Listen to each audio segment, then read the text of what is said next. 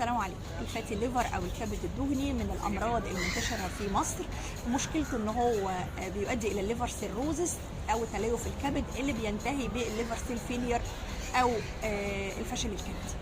علاجه بسيط، علاجه عباره عن نظام غذائي متفصل مخصوص لمرضى الكبد الدهني.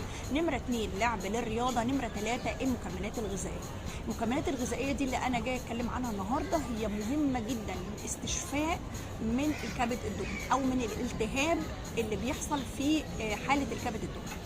على رأسهم الميلك سيسل أو نبتة حليب الشوك. المادة الفعالة فيها السيلمارين، هي أنتي أوكسيدنت وأنتي إنفلاماتوري، يعني مضادة للالتهاب ومضادة للأكسدة. بتخلص الخلايا الكبدية من الالتهاب اللي بيكون فيها، بتخلصه من تراكم الدهون اللي بتبقى موجودة فيها. دي مهمة جدا إن احنا ناخدها. نمرة 2 السيلينيوم. السيلينيوم انتي انفلاماتوري برضو، انتي اوكسيدنت قوي، مهم جدا او بيعتبر كو فاكتور في تكوين الجلوتاثيون. الجلوتاثيون دوت مضاد للالتهاب كويس جدا، وبيخلص الخلايا الكبديه من الالتهاب اللي بيكون موجود فيها. ثالث حاجه الكركمين اللي موجود في الكركم. رابع حاجه في كمان فيتامين اي، وفي كمان الكولين. وحاجه كمان مهمه قوي اللي هي الاوميجا 3.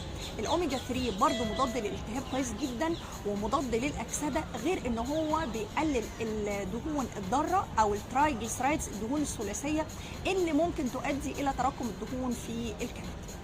طيب ناخد ايه؟ يعني مش هناخد كل الكلام ده مره واحده. ايه اللي ناخده مهم؟